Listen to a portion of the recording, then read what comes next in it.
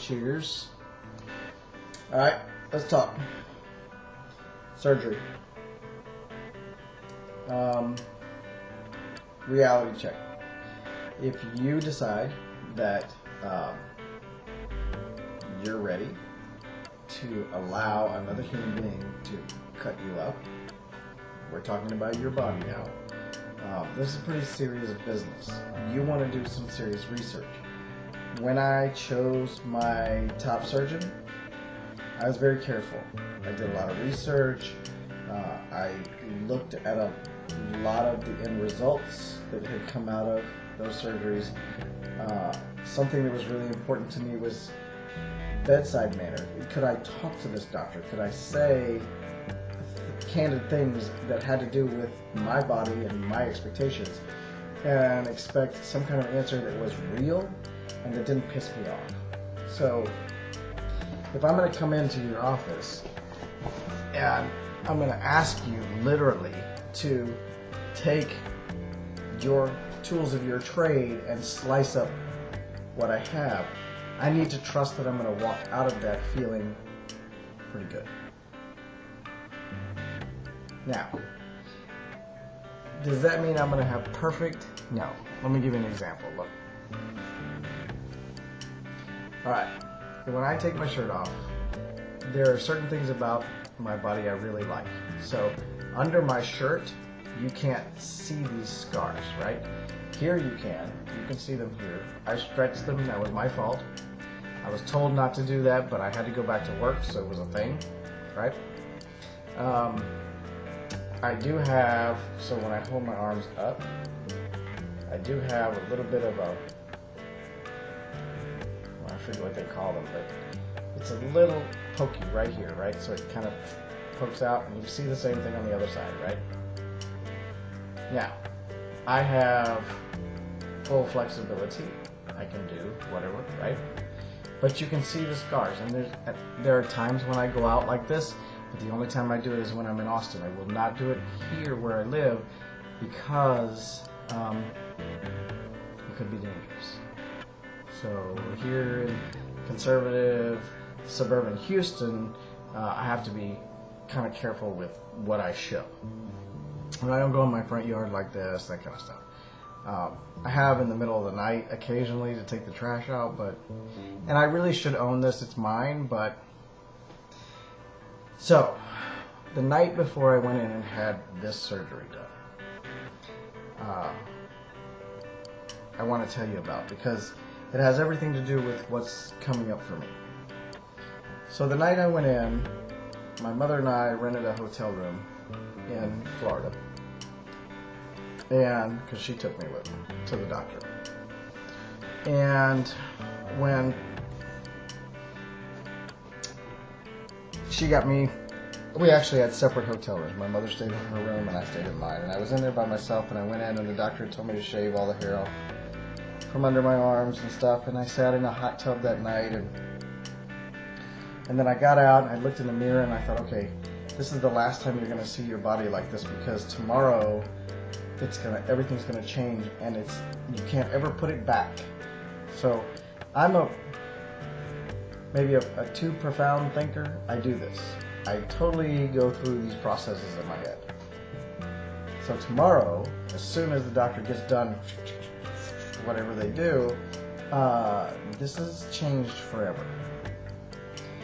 Now, fast forward to today, and I'm in the process of setting up my lower surgery. So I had my top surgery in 2011, so that was 6 years ago. Almost 7 years ago, actually, because, well, 6.5 years, I guess it is. And I don't regret a minute of it. I love being flat-chested. I love the way that I look in clothes. I probably should work out more, but I'm old and I do stupid shit like drink and eat too much, and so I have this nice little gut. But overall, shape-wise and stuff, as long as I'm in clothes, nobody fucking knows. I've been punched, I've been hit, I've been touched with all these kinds of things, and every woman in the world, none of them have ever guessed otherwise. So, step down. This is a way, way scarier surgery, right? So essentially this is what's going to happen according to Dr. Crane. He's going to take a big slice off my leg. Now, I'm going to stand up and show this to you, even though I'm in my skivvies, but I'm going to show it to you anyways. Why? Because he made, like I totally had to drop trowel for him. So, okay, so look down at my leg. So this is what he tells me. He said that I needed to have electrolysis from here all the way around to here, up here, and all the way back around. Okay, all this area. Now, the good thing is he told me that my leg was nice and solid and not so, it doesn't have a lot of fatty tissue and stuff, so I'm in good shape for that. Okay. Of course, I have to get rid of the hair because otherwise I'll have a hairy dick. That won't work out for me. The other piece of it is that in order to create, so he's going to take that piece out, that chunk out, it's going to be however big it is. Then he has to cover that with a skin graft, and that skin graft comes from the other leg on the back side. So I have two patches that are pretty nice sized of raw meat, right? And this new penis, which will be connected, and all holes will be closed because I've elected to have everything done. I want vaginectomy. I just want it gone. I had it, just for those of you who are wondering, I had a hysterectomy 13 years ago for reasons unrelated to transition. It had to do with having 2 children and other issues.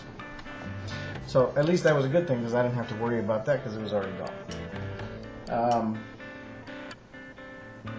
But now I'm thinking, wow, okay, so we're talking about real pain here. We're talking about a recovery that takes somewhere between 8 and 10 weeks. And then the second surgery, as I learned the other day, because I asked an insurance question and got an answer I really didn't want to hear, the second surgery that I have to have, well, okay, let me back up. The first surgery includes creating the phallus, the vaginectomy, and the scrotum. The scrotoplasty, okay? I've elected to have it all. I just want to be a totally all out, just have it all. And that surgery, I don't think it takes a whole long time. The reason I chose Dr. Crane is because he does microsurgery. So the one thing he does that a lot of doctors don't, and he takes his time with, which is probably one of the reasons why it's more expensive, is he connects neural tubes. So, and I heard him talk about this like in other videos I've watched, but he actually literally said this to me when I was sitting there. They grow your nerve grows about 1 millimeter a day. It's not a lot. So he figured 9 months to 2 years for you to get full sensation back into the phallus. But they do grow, and so if he connects the tubes, then the nerves grow through the tubes. Yeah, terrible, I know, that's a terrible demonstration. But anyways. And I think I really want that piece. That's important to me. And so, after I left his office, and I had this serious thought, like these serious thoughts about what he said, I realized that I have to be ready to endure a long period of pain. And then I didn't really understand it except for I've been watching this young man, Cody. He had his phalloplasty, I think it's been 8 or 9 weeks ago now. And watching he's been very good about doing like weekly updates and telling us kind of how he's doing. And that's been tremendously helpful because it's given me a perspective of how long it's taking for certain things to happen. So for example, he had, unfortunately, 2 fistulas. He still has a catheter in today. So 9 weeks later, he still has a catheter. Okay, so what does that mean? Well, it means it's a very serious surgery and it takes a very long time to recover. I have friends who had phalloplasty a long time ago who are tremendously happy with what they have. I think I will be too. Sex is not my critical point. I just want to be whole. And some of you guys are going to understand that, and some of you won't give a shit. I understand that. It's not a big deal.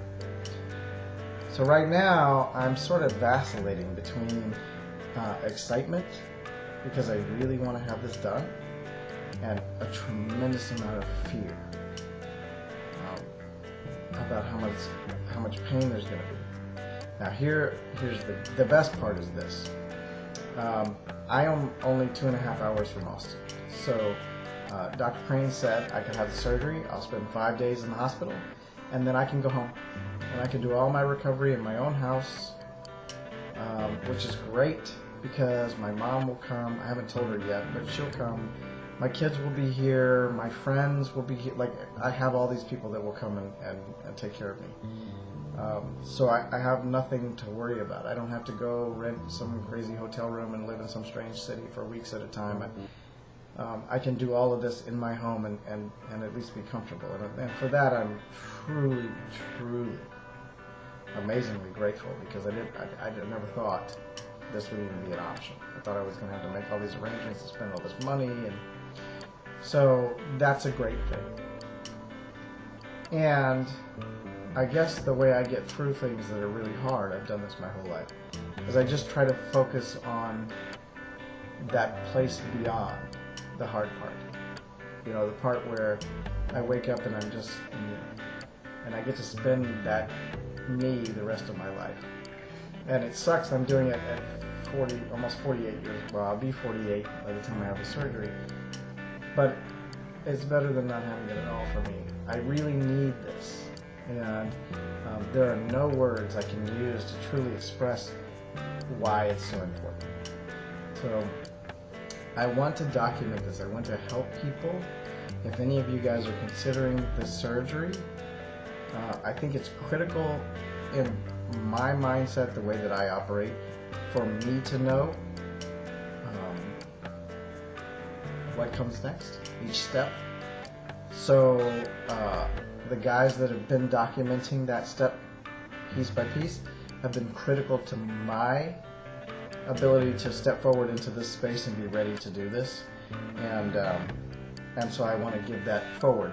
I cannot promise you I will do it every week while it's actually happening for you. Like, I can't promise you I'm going to upload, but what I will do is I will try to make some documentation, video documentation and so forth, of the process, and then when I'm in a good place, I will upload those things to help you. And hopefully, you know, my experience is probably going to be a lot different, because everybody else I found has pretty much had the forearm stuff. And I just can't, like I said in my last video, I cannot do that. So maybe this will be good for folks who are really considering doing the leg procedure, because I'll be able to document that and let you know kind of how it comes out. I think it's going to be okay. I've done plenty of research. But it's my only option, because my brain, my body, my life, who I am, I can't do this. I just can't. It's not me. Anyways, so that's the start. This is where we begin. And as I move forward, you may not hear from me for a while. We'll see. They won't start doing the pre-approval for the insurance until like March, but I won't know for sure that I'm doing it next year until probably the end of this month or early next month. Dr. Crane he's doing, right now he said he's doing surgeries on Wednesdays and Thursdays, but he's trying to get the hospital to allow him to start doing surgeries on Mondays. And so if that Monday surgery date opens up, then I'll be good to go in June next year. So as I get along, I'll post and let you know. So I've done another 15 minutes. Joy. I will talk to you guys again sometime soon.